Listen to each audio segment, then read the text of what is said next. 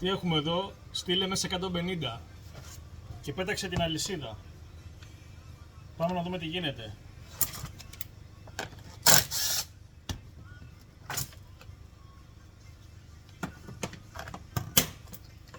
Εδώ κοιτάξτε.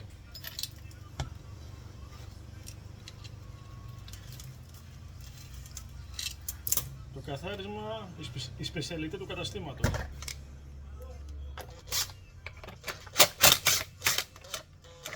Εδώ κοιτάξτε παιδιά, πως το έκανε.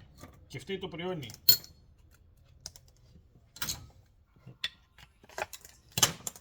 Αυτό είναι το γρανάζι που γυρίζει την αντλία λαδιού. Θα σας δείξω πως είναι το καινούργιο και πως έγινε το παλιό, πως έγινε. Καμπάνα.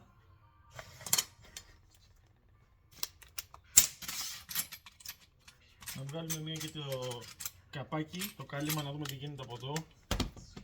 Εδώ έχει μία βίδα, να τη βρούμε.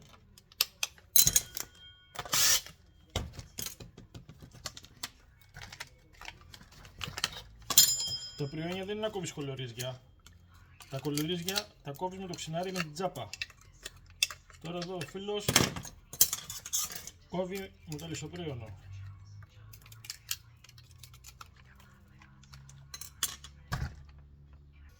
Η διαφορά που συλλέγει το γρανάζι, το καινούργιο και το παλιό.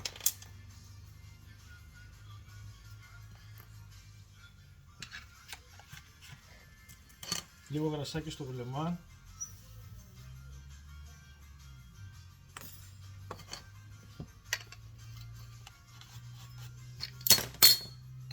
Θέλουμε να βάλουμε συμπλέχτη και να το δοκιμάσουμε.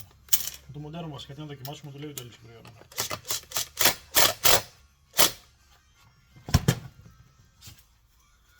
Φτηνή καλή κεφτούρια, λαμίτσα μυτασιών.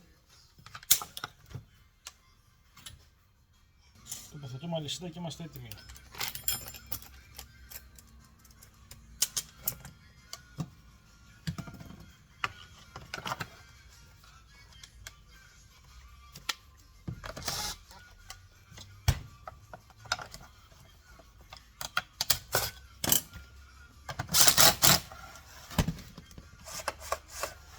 Κομπλέ.